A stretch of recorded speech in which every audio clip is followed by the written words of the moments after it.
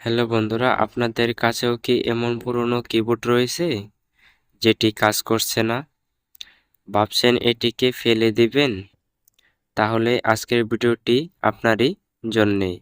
আজ আমি আপনাদের দেখাবো কিভাবে খুব সহজে এই পুরনো কিবোর্ডটি মেরামত করা যায় এবং এটিকে নতুনের মতো করে ব্যবহার করা যায়।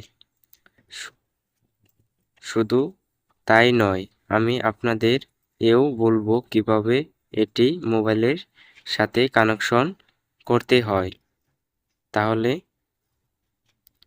চলুন শুরু করা যাক। কিবোর্ডটি খুলতে হলে সবার প্রথমে আমাদের এর পিছনের স্ক্রু খুলতে হবে।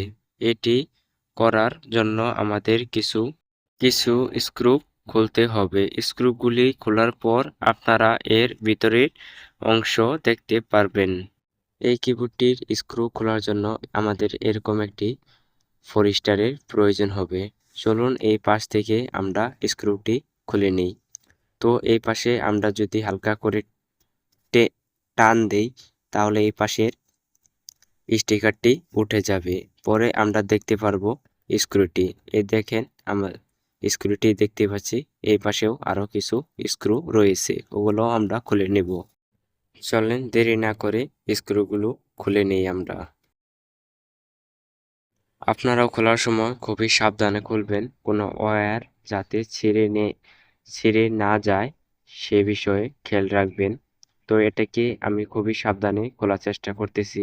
এখানে শক্তিশালী আঠা ব্যবহারের কারণে কিবোর্ডটি খুবই শক্তিশালীভাবে লেগে আছে।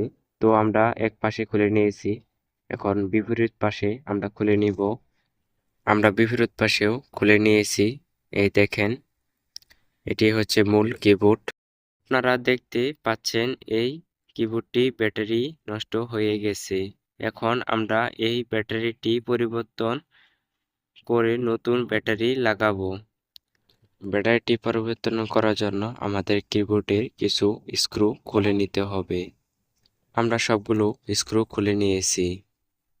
আমরা এখন মাদারবোর্ডটি বের করে নিব নতুন ব্যাটারি লাগানোর জন্য। পুরনো ব্যাটারিটি বাদ দিয়ে আমরা এই ব্যাটারিটি লাগাবো সোল্ডার করে। কিবোর্ড মাদারবোর্ডটি ব্যাটারি থেকে আলাদা করার জন্য এ ধরনের একটি সোল্ডার আয়রনের প্রয়োজন হবে আপনাদের।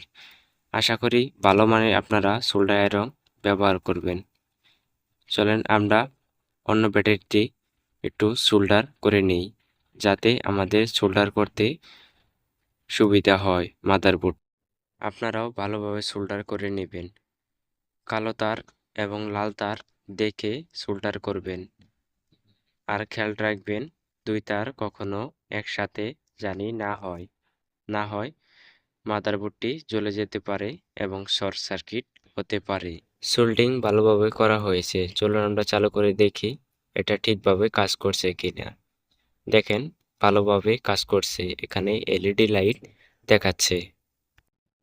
কিবোর্ডের মাদারবোর্ডটি আমরা ভালোভাবে কিবোর্ডের সাথে লাগিয়ে নিব। এরপর কিবোর্ডের মাদারবোর্ডটি কিবোর্ডের সাথে স্ক্রু দিয়ে ভালোভাবে লাগিয়ে দেব। আমরা কিবোর্ডের মাদারবোর্ডটি কিবোর্ডের সাথে লাগিয়ে দিয়েছি। ব্যাটারিটি পরিবর্তন করার পর আমরা এখন কিবোর্ডটি আবার বন্ধ করব। বন্ধ করে পরে আমরা এটি মোবাইলের সাথে কানেকশন করব। কিবোর্ডটি বন্ধ করে স্ক্রু ভালোভাবে লাগিয়ে দিয়েছি। এখন আমরা ভালোভাবে স্টিকারটি ভালো করে লাগিয়ে নেব। স্টিকারটি ভালোভাবে আমরা লাগিয়ে নিয়েছি। দেখুন কিবোর্ডটি মোবাইলের সাথে কানেকশন করে নিয়েছি। এখন এটি ভালোভাবে কাজ করছে। এই কিবোর্ডটি আমার ব্যবহার করতে অনেক ভালো লাগে। আপনারা চাইলে এরকম কিবোর্ড নিতে পারেন। এটি ব্যবহার করলে আপনার ল্যাপটপ বা মোবাইল কাজ করার সময় আরও ভালো অভিজ্ঞতা পাবেন। আশা করি আমাদের ভিডিওটি ভালো লেগেছে। ভিডিওটি ভালো লাগলে লাইক, কমেন্ট এবং শেয়ার করবেন। এই চ্যানেলটি সাবস্ক্রাইব করতে ভুলবেন না। ধন্যবাদ।